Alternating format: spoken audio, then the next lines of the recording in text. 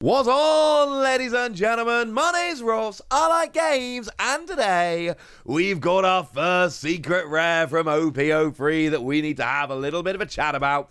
And I, for one, ladies and gentlemen, am very, very happy about this indeed. Although, right, as a side note, before we get going, one thing I am actually not happy about, the name of OP-03 is actually quite significantly different in English and in Japanese, and that is just making me a little bit sad. In Japanese, it's called Mighty Enemy. In English, it's called Pillar of Strength. And I know that that's kind of similar in a way, but not similar enough. They're not like the first set was just called Romance Dawn in English and in Japanese. And I know there's that connection back to the One Piece world and Romance Dawn as a thing. I get it. But if we could have the set names being a little bit more similar, because then it means that I say it wrong sometimes. I talk about the English set name when I'm talking about the Japanese set, and it just makes me a little bit sad. And, if we could try and avoid this moving forward, all I'm saying is this would make me happy, all right? But more importantly than that, we've got our first secret rare to be revealed from the set today. We've got Charlotte Katakuri, and if that artwork looks familiar, it blooming well should. Because it's literally the artwork we see on the front of the booster pack. And it's literally the artwork we've seen on one of the sets of sleeves that has been revealed to coincide with the release of Pillars of Strength, as it is in English, Mighty Enemy as it is over in Japan. And the point I'm making is, we kind of knew this was coming, alright? But that doesn't really matter, ladies and gentlemen. That doesn't really matter. Do remember that we are expecting 2 secret rares in the set. There is another one yet to come, but we've got this one, and I want to have a talk about it. And given that I decide what videos are made, because I'm the one making them, we're going to have a chat about it. Please don't click off, that would make me sad. So what have we got here? We got an 8-cost, 8,000 power character. It's one of the big game-ending kind of characters that we see a couple of in every deck. And a translation here comes partly from me. I did a bit of this myself, although this was one of the harder ones and I did have to do some checking. My apologies. And also partly from Hibiki for the translation. Orange Samurai D took it from them. I took it from Orange Samurai, matched it up with what I could see, double-checked it, and this seems right. So we've got 8 cost, 8,000 power. That's big. And on play, you put up to 1 character that costs 8 or less on the top or bottom of its owner's life area, face up. I.e., face up means everyone can see what's going on. Everybody knows what character it is. You and your opponent, you know exactly what's there. And this is kind of interesting information for your opponent, because when they're trying to attack and take out your life, they know what card is there. They also know that, they've got to take life to win the game. So, it's not that it's going to not take life. Now, what they might do is wait a turn and try and take multiple life in one go, blah, blah, blah. But generally speaking, they don't really have much of a choice, so... Now, also, Russ Murray got the same translation over on Twitter, I should say. And this is good. This is what we refer to in the Digimon TCG as recovery. And basically, what this means is... Oh, I should say, I'm going to look at a new super rare at the end of the video as well. There's 2 things we're going to be looking at today. The super rare is really good. But so Charlotte Katakuri, so let's get back to that. And basically, this is recovery. What it means is you are putting an extra life out, which means your opponent now has to take 1 more life in order to win the game. You did have 5 life, and assuming your opponent's taken none, you play this, and you put a character on top of your life. And hey, look, now you got 6 life. Your opponent has to take out 1 more life in order to win the game. But that's not everything. Because you choose which card goes on top of your life. And sure, that card is going down face up, so you know and your opponent knows and blah, blah, blah. Nobody cares. Because the point is, you make that decision. You are the one that puts that card... I mean, especially the way it's worded, it seems to suggest you can put a card on top of your opponent's life area. Not entirely sure why you'd want to most of the time. So, maybe just kind of in a taunting manner. That would be kind of fun. Like they've got 1 life remaining and you've got double attack and 1 more attack, so you put an extra life on there and then you double attack.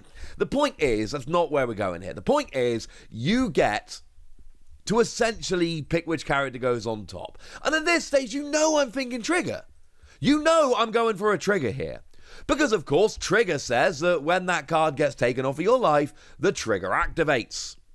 So what you essentially do is say to your opponent, hi, you know, I've got an extra life now, have fun taking that off. Oh yeah, and by the way, look at the trigger. Look at the trigger. Now, the thing is, it's an 8 cost or less. So we could, and we don't, as far as I'm aware, and if I'm wrong, please correct me in the comment section. There is a possibility here that you just get a really beefy character with a really good trigger and go for it. Bearing in mind, there are such a thing as dual color yellow leaders, so maybe you can muck about with those. In terms of mono yellow cards, we've got a bunch of free costs with triggers and nothing else.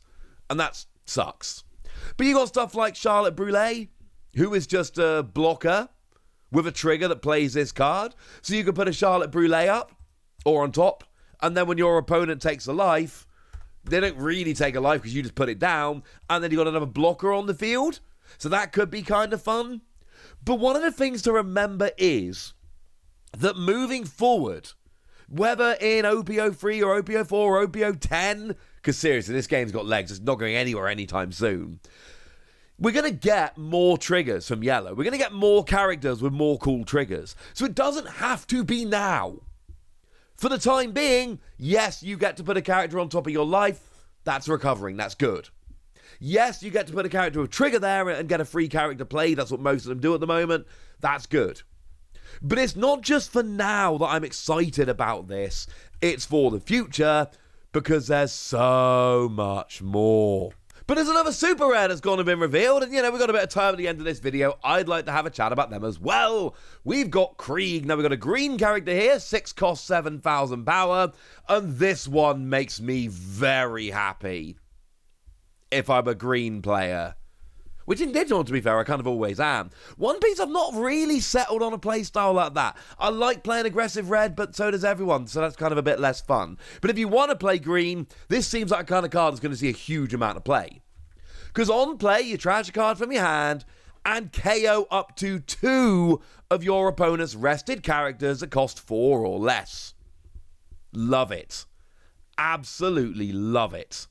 Because basically, any time that your opponent knows you're playing Krieg, and they'll probably figure it out fairly soon, they know that they cannot leave their weak characters rested. So maybe they don't block with them.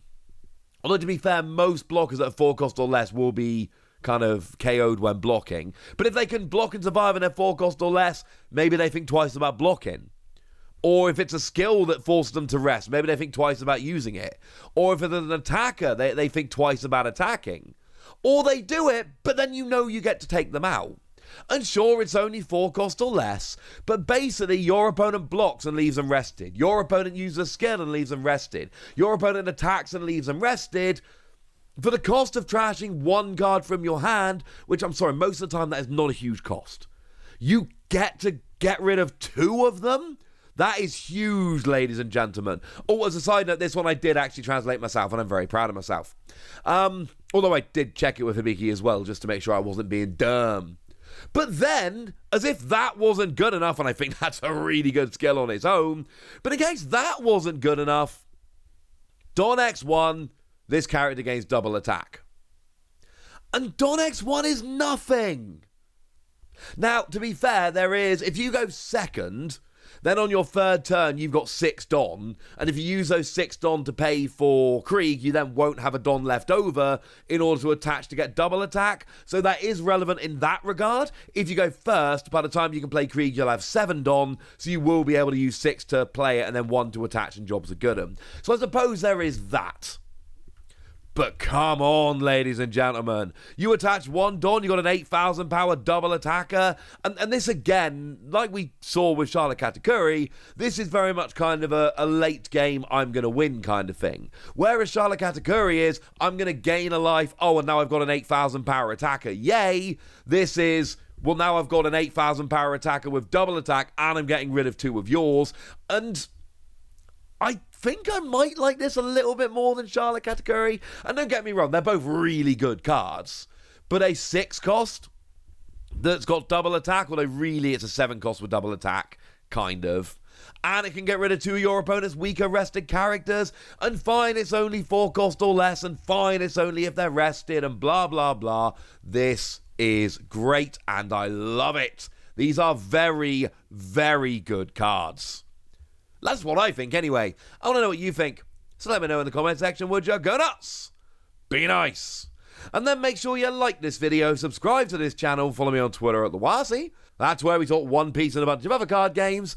And please do consider checking out patreon.com/PTCG Radio, where you can support the channel, get some bonus podcasts, answer all of your questions, join a Discord and chat with us. Lots of fun things. But by far the most important thing, as always, look after yourselves till next time, would ya? Thank you very much for watching. My name's Ross, and you've been watching Wasi Plays.